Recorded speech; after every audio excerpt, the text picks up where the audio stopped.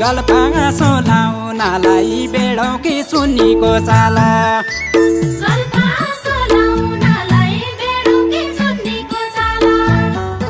आयाका पाहुनालाई खायो भोको केही सोधिन